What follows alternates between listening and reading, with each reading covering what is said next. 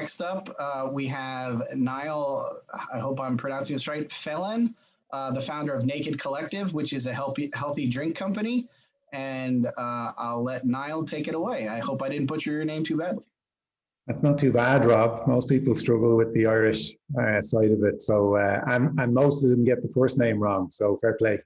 I am a quarter Irish, so we'll just keep it that I'm not totally a heathen on that front. No worries, no worries. Well, look, guys, I'm here to talk to you about the Naked Collective. So we're a carbon neutral wellness company, very focused on the beverage category at the moment. And I'm just going to give you a sort of idea of maybe the team, what we've assembled here in the business and sort of what we stand for and the current status of the business. So we've pulled together a team of industry professionals. I've been in consumer goods and mostly beverage for 25 years. I've done a number of startups and worked for some big multinationals as well. And we have a similar founding team. Everybody with experience of starting up or turning around businesses in difficulty. What we're focused on is looking at the shift that's happening in consumer purchasing in the world of food and drink, and we've zeroed in on beverage. But really what we're seeing at the moment is a shift that would normally take 1 to 2 generations to happen is actually happening in the space of about 2 to 3 years. And what's really interesting is that as we move, from millennials being the single biggest purchasers in the grocery category to Generation Z creeping into that, is that generation has grown up with an iPhone or a touchscreen in their hand, with access to a wealth of information that previous generations haven't been able to access just as easily. And what's happening is that they're able to, dive into a product's credentials and really understand the truth behind those products very, very quickly. McKinsey called them the true generation, because their overarching principle is the search for instant truth. So having come from the industry, we wanted to create something that no other big brand has been able to achieve. We focus all our money on R&D and bringing products to market and growing them out in retail. We don't invest in stainless steel. We don't have factories. We outsource that. We see it as something that anyone can do, particularly when you look at soft drinks and see that consumption per capita is down by over 20% in the last 10 years in the Western world, yet we have far more capacity than ever existed before. You have a similar story in beer. So we, as a company, we're third-party accredited climate neutral. We're also one of the 100 founding companies of a group called Positive, which is a commitment to go way beyond climate neutral and to focus on being a regenerative business. With the idea being we give back more than we take from both the planet, communities, the people who we work with, and our partners. And don't get me wrong, we're a profit-driven company, but purpose for us is equal to profit. All of our products are vegan, gluten-free, and we don't produce anything that's GMO. And all of our packaging is highly sustainable. We only produce in products and packaging that is got a recycling rate of at least 80% or is fully compostable in the home.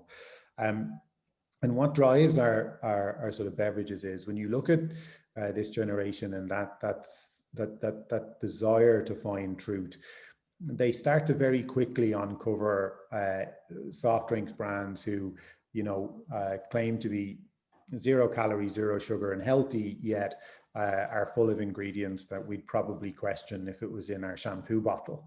And I look at things like Monster Energy, where we see benzoic acid, sorbic acid, isotal, lots of products that most people don't understand. So we focused very clearly on a simple ingredients proposition that delivers functional benefits. Our main range is built around consumer need states at different times of the day. So we have a range called Mood, and in that range you have an immuno-boost product, which is clinically proven to support your immune system. We have a sleep product. We have a chill product for relaxing, a play product for natural energy, and a work product for focus. And the idea is to shortcut that consumer need state when they're at the convenience fridge or in the deli at lunchtime. Now, what makes them unique and different is that the quality of ingredients and quantity of ingredients that go into them are very different to other products we've seen on the market. The products use traditional beer brewing technology, and with that, we're able to create this base super liquid that is full of naturally occurring vitamins and minerals. We then top it up with functionality through things like organic cold pressed chamomile, organic cold pressed ashwagandha, but we do that in a very high rates because all of our products are driven by the science that sits behind them. So for example, when we look at other products that have chamomile in them, they generally have powdered chamomile, usually originating in places like China. We use, and they'll have sort of 50 milligrams or 100 milligrams in a serving. We use 1,000 milligrams of organic cold pressed chamomile in our product because we know that's what it takes to change your physical and mental state based on the science. And all of the products are driven behind that science. So we're very brand led, but ingredients focused on the quality side. All of our products contain a range of ingredients that support your immune health and immune system, backed up by those clinical studies. And we get a ratio from consumers of around 7 and 10 for sort of like or love the taste, and a 9 and 10 refreshment score. Currently on the market in a number of retailers in Europe, about to launch in the UK. We are launching in Canada in January 2021 with our soul beer range, our non-alcoholic beers with immune support. And we launch in the US around January, February. We just signed an agreement over there. So we're rolling out in a number of markets, and I suppose the reason the team is able to accelerate that quickly is we've done a number of these things before. So this team has launched beer businesses in Ireland and grown to sort of $150 million revenue per annum within 5 years. And so we have a history of taking smaller startup businesses and accelerating them. So that's, I think, about my 8 minutes. So I wanted to sort of cover off the key elements of the product, the brand, and the proposition, and then give you a chance maybe for some questions as well. Sure. Thanks, Niall. And actually, well, it's good to hear, of course, beer brewing from Ireland. So, cheers to that. But Sylvia Wolf, one of your fellow panelists, had a question around the concern of GMOs, and I think she spoke to some of it on the consumer-facing side. And you mentioned it more from an ingredients perspective, what's coming from China versus what you're sourcing. Could you address that issue? Because you're science-based, genetically modified can mean many things, and it's more of an issue, or it's an issue more in Europe and in the US, and maybe address some of that a little bit as it plays into, like you said, from a consumer marketing and branding, going after the markets that you are. Yeah, we in principle use non-GMO ingredients, so everything we put into our products where possible is organic, but is always non-GMO.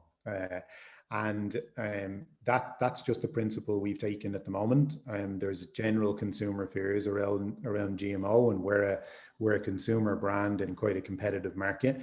That said, we are led by science, and look, I truly believe that we have to modify the way we grow and make products over the next 40 to 50 years if we're to have some sort of sustainable food chain. But at this moment in time, in a consumer beverage, there's a significant premium to be had if you're non-GMO. And we pitch ourselves at a very similar price to Red Bull in most of our markets. We would see Red Bull as sort of a reactive energy, built on ingredients that consumers no longer want. It might sound strange when we make a product called sleep, but we are in proactive energy and wellness. Because as most of your panelists and attendees will know, if you don't get a good night's sleep, you can forget about energy the next day. So we try and make the moments to help you create the energy. And that's the consumer need state we try and tap into. But again, in a very simple way. Our most complex product has 6 ingredients. Well, and on your comment about the various acids involved, I do remember a story of when you drive through Texas and your windshield's covered in bugs, just pull out a cola and that will take off all of the bugs off your windshield far better than your windshield wiper fluid can. So definitely understand you on that point. It looks like we've got a fair number of questions in the chat, as well as the lamentation that we can't do any sampling over Zoom. But I guess on the science behind what's there, what you guys have developed, has that come out of more university, private R&D? And you mentioned a third-party validation as well for your carbon neutrality. Can you speak a little bit to the certifications or the foundation behind some of what you've been putting together? Yeah, so the climate neutral one is very easy. We work with a climate partner who have signed up to the UN gold standards and the ESG standards that have been laid down. They independently audit everything we do. They won't take you on as a partner unless you have significant commitments on your carbon reduction as well as the offsets. So we tend to pay for much more expensive offsets rather than sticking a wind farm off the west coast of Ireland, which someone's going to do because it makes money. It's investing in communities in poorer parts of the world. Like we do, we're part of a plastic scheme in the Philippines and Haiti, which is effectively trying to stop plastic going into the ocean. So we work with a partner who overpays families and communities to collect that plastic and exchange it for coupons for education for their children, for food, and they get paid significantly above market rates for traditional plastic recycling. So it's pulling those poor communities together to find a sustainable way and then give them back something as well. So that's all audited by Climate Partner based out of Germany. We, from a scientific perspective, a number of food scientists on the team, we developed all of our products in-house. Actually, we didn't go to universities because it would have taken about 10 years. So what we decided to do is really accelerate. This idea has been around in my head since 2011, having run a number of breweries. And we wanted to find a way to pull some of the goodness that happens at the start of the brewing process into a drink that was genuinely healthy for you. So it's, when we talk to consumers, we talk about plants, vitamins, water. That's it. That's our ingredients. And actually, that kind of leads to one last question from Umida Stelowska. And you touched on this with kind of using Red Bull, I guess, as your peer or competitor of, comparing to existing products, how do you compete on pricing? Because one of the challenges for, and I think Sylvia addressed it as well, like you might be a premium product, but to make traction in your market, it's tough to have premium pricing. So, how are consumers working in your current markets and your price points, things like that? Yeah, we benchmark around Red Bull or even 10% higher. We know that this consumer is willing to pay more for simple ingredients and the functional benefits that come along with them. But you've got to heavily invest in marketing. So pretty much all of the investment that we've raised in the company to date, which is around $6 million, has been to build the brand aggressively. So we're the biggest beverage startup in the UK and Ireland in probably the last 20 years. And by the end of Q1 next year, we'll be in about 6 countries in total. So you can position that product and that consumer will pay more for the health, the real clean health benefits. But we've decided to benchmark against Red Bull rather than making them pay more for something that's better for you. That's great. That's really helpful, Niall. To stay on time, that's just about it. Any last words you'd like to say, and just thank you for joining us, especially from across the pond, I assume. So, safer to be there than here in New York right now. Yeah, no, Tal, much rather be in New York, by the way. But look, we've just to say we just closed our funding round. Our next funding round opens in around March 2021.